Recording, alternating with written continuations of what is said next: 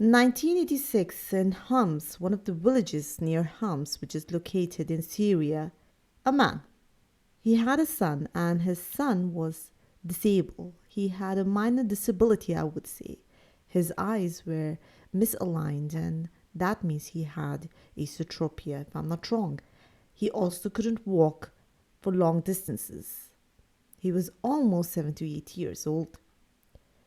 People really adored and loved this boy. And he was actually very outstanding and sharp witted. And for some reason, they considered him special. Once a stranger entered the village. I would call him a stranger because people would consider anyone from outside the village a stranger.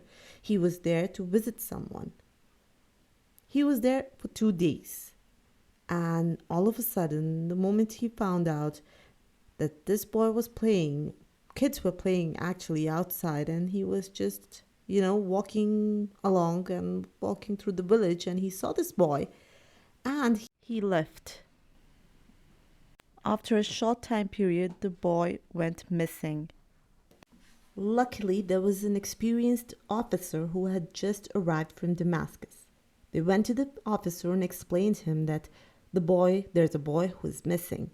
The man here, of course, the officer was like, I came from Damascus, all the way from Damascus to this village, thinking that I would get away from the crimes and cases. And here I am about do some work. I have just arrived. The people explained that please try to understand. There's a boy missing. And this is the man, this is the father, and he's the only son. So please help us find the boy. The officer here said, okay, let's start with the investigation. First of all, I would love to know, or I would like to know the specifications or about the boy, his age, his features. The father here said that he's almost 7 to 8 years old and he has some kind of disabilities. Here the officer, he gave them a strange look that they were surprised. Are we supposed to continue because you're literally looking in a very weird way? The man said, continue. The officer here said, ask them to continue. And he said, please give me the accurate specifications and features of the boy. The father started again. He said that my son suffers from eye misalignment. He also cannot walk because of his muscle control, or he has trouble walking long distances, and also has macroglossia. The police here, or the officer, he was thinking of something. He was kind of sure what was happening and where the boy went. The police officer, with his vast experience, had seen such things happening or cases being filed which were almost similar. Boys of the age 4 to 10 years were being abducted and were missing. Specifically, boys with specific color of hair or eyes or some other disabilities, which I'll be telling you later. And the police here felt that the subject was the subject of kidnap, or the case of kidnapping. And the boy maybe would be sacrificed by magicians or sorcerers to find treasure. How does that go? There are people who have no idea what such things happening. Actually, there are lots of weird things happening around us. This is one of them. The boy would be sacrificed as a ritual would take place to try to recover hidden treasure. They actually present it as an offering to the jinn. And it happens everywhere. I mean, lots of cases which have, I would say, in part of Middle East or Africa. There are cases which have taken place in Syria, Iraq, Morocco, and in Egypt, yes. Mostly you would realize in places where there are treasures already. Now, the officer here thought there would be some kind of connection of what had happened in this village to that what had been happening in other areas of Syria. As I told you before, this village was a small fortified village, and that made the work easier for the officer himself. He thought that finding the gang, it was easier to reach the gang because of the population of the village. As I said again, the population, it was low populated area, so it was easy to actually ask or investigate in this village. So they started asking, inquiring people in this village, asking them that if they have seen some kind of stranger or a guest who had been from somewhere outside. Now, people who usually have a diwania or some kind of place where the guest can stay for a while. So one of the men here, he said that I had a guest maybe a while ago, and he was from Damascus and he didn't complete his stay with me. So the police here asked him what the reason was. He said that he was actually concentrating a lot on the children who were playing outside the Diwani, or the, what do we call them, Zayf, okay? And he started asking questions related to the children. That this child here, he's from whose family, and what is his name or age, or other questions to the person, like collecting data for some odd reason. But he said that this was a guest. I couldn't ask him, why are you asking questions? So later he said that I have to leave, and he left. Now, they asked him, the officer asked him, do you know him? Do you personally know him? That he's from which specific area, and more information. He said, sure, I know that this person is from the countryside of Damascus. Of course, they started searching immediately all at once, and the police officer actually went to Damascus, searching for this person to the given address given by the man himself. There were no other evidences or nothing else he could actually depend on except this one. So when he went to his house and his family, to his wife and the children of the man, maybe would be the person behind the reason of this missing child. If he would be found, this here alone would be the biggest case to be solved. So what happened? When he went to the wife and kids of this man, they said that we are clueless about where our father is. Actually, he went without saying for a week now. It could be a clue, a proof that he is the one. So what happened, that he said that after the given specifications by the man himself in the village, the police officer went to the security centers in the countryside of Damascus and asked everyone to search. He said he could be either behind the disappearance of the boy, or he could also be involved into something which is bigger. And that could be that this boy or the children missing are being sacrificed as a ritual for searching treasure. After a week or so, a man reported that he had seen something suspicious. He saw, he would say, 5 suspects actually. So he reported this to the security centers in the countryside of Damascus.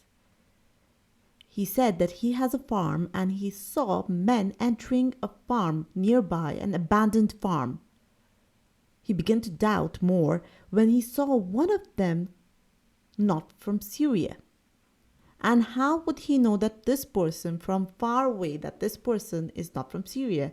It was because he was dressed up in a popular costume of one of the countries, nearby countries, I would say.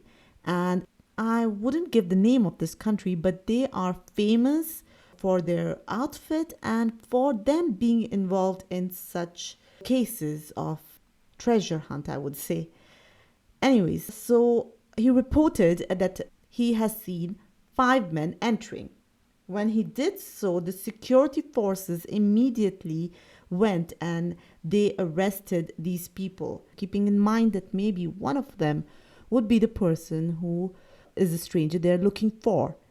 And that is what had happened. He was, when they arrested the men, one of them was the stranger, the person who was actually present in the village at that time, the village near Homs. Now they asked him that, why are you here? They said that, and specifically, why are you with the specific Arabic person? And this is an abandoned farm which doesn't even belong to you. It couldn't be for any touristic attraction. It's not a touristic attraction or a commercial or entertainment place. So speak up. Are you here for black magic? Is the reason magic? If you don't speak up, they decided, or they always use flogging, which is using a rod or whip to beat the people until they confess. For some, it could be torture, but what other way a person can confess? So, yes, he did confess, and he said that I didn't know they would kill him. This was unexpected. He said, kill who? He said, I saw this boy while I was visiting one of my family members, or close members, I would say, of my family. And when I saw this boy, specifically this boy, because of his eyesight, I got close to him and I started searching for signs. What signs? They call specific children with specific sign, and I'll say in Arabic they call them insan zuhri. What is insan zuhri? A person who's lucky or has special features, which could be of there for a reason. Now, what were the signs? What were the special features this boy had? He had a straight line on his palm, and he also asked the boy to stick his tongue out while he was playing to search for other signs which would be there on his tongue, or for example his hair color, eye color, whatever he was thinking of matched the boy. He was given, I would say, orders to actually search for such signs which would be helpful, or maybe would be helpful to search for treasures. Out of all the signs, the most important which they were searching for was esotropia, the misalignment of his eye. This is how this man got closer to the boy to see other signs which were present on the boy's body and his tongue. When he found the boy with these features, he thought it was an opportunity. And when he went back and told the men who were involved in this about the boy, they said of course it will be an easy job. They asked him to wait for 1 month. After 1 month, he went back without, of course, informing anyone, and kidnapped the boy from the place the boy actually used to play with his friends. And he then delivered the boy to the spiritual magicians or sorcerers, as they call them.